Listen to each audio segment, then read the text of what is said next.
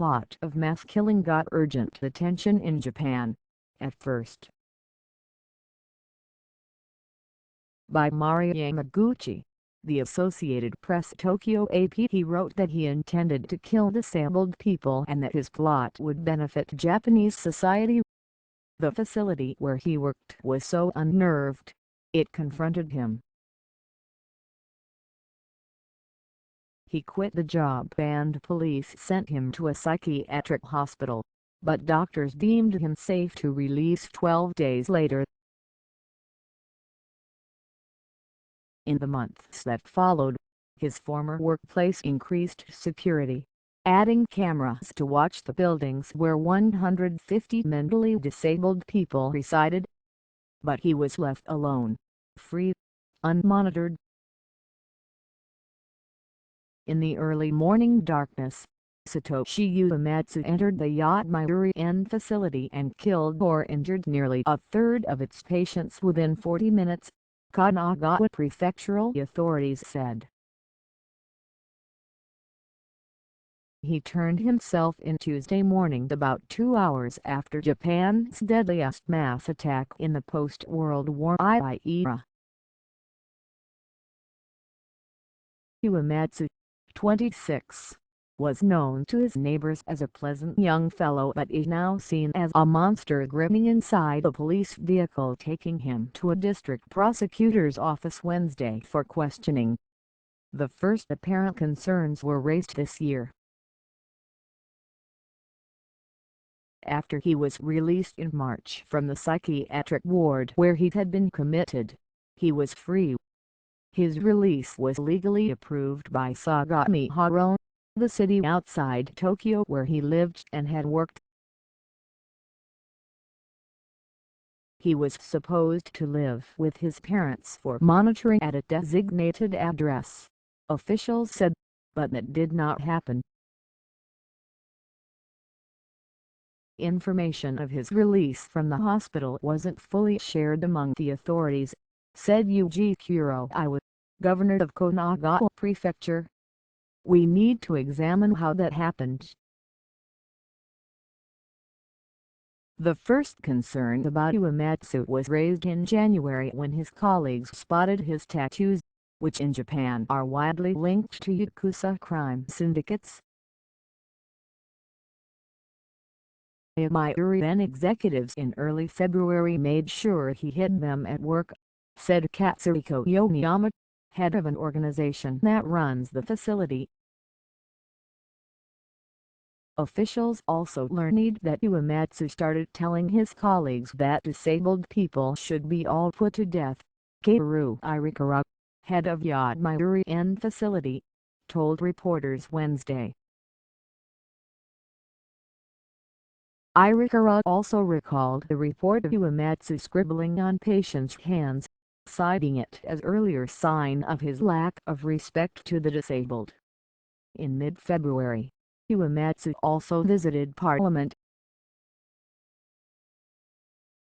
He delivered a letter to the lower house speaker expressing his ideas about killing the disabled. He sat outside the House Speaker's official residence for 2 hours, until an official took the letter. Uematsu boasted in the letter that he had the ability to kill 470 disabled people in what he called the revolution, and outlined an attack onto facilities, after which he said he would turn himself in. Authorities acted promptly. Within hours, parliamentary security officials submitted the letter to the Tokyo police because of its criminal threat. Tokyo police notified the police in the town Uematsu lived, and they called the Yamayuri-en facility 2 days later. At the February 19 meeting with Uematsu, the facility's executives confronted him over remarks and the letter. Uematsu insisted that he was not wrong and quit the job. Later that day he was sent by police to a facility giving him psychiatric treatment. Uematsu was diagnosed as having mental conditions that could be harmful to society requiring an emergency hospitalization, He also tested positive for marijuana, and another assessment 3 days later showed his mental condition hadn't improved. But only 9 days later, the doctors decided his symptoms had ended and he could go home. He returned home, even though his parents had moved out, according to his neighbors, and he was therefore not able to meet the requirements of his release.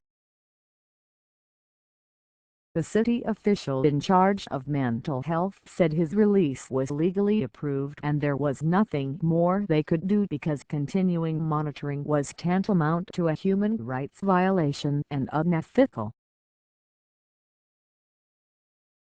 The official requested anonymity because of sensitivity of the issue.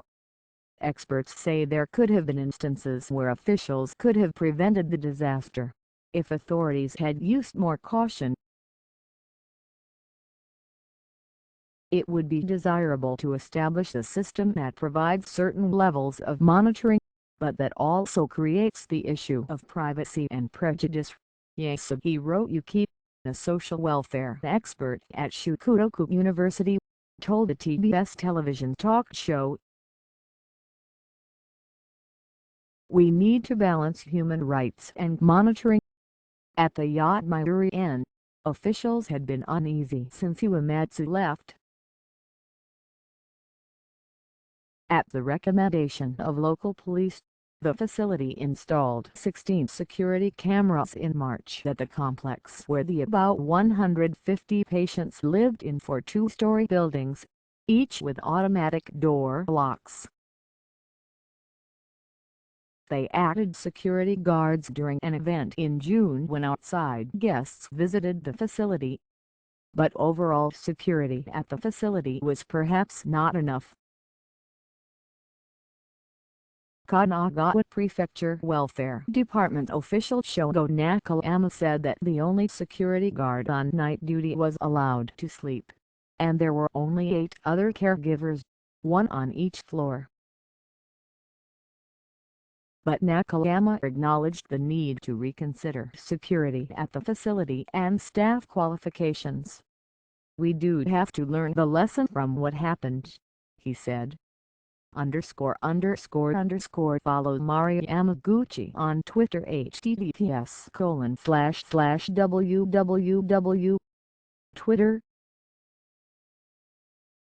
.com/Mari Yamaguchi. Find her work also at http://bigstory. ap.org/content/Mari Yamaguchi.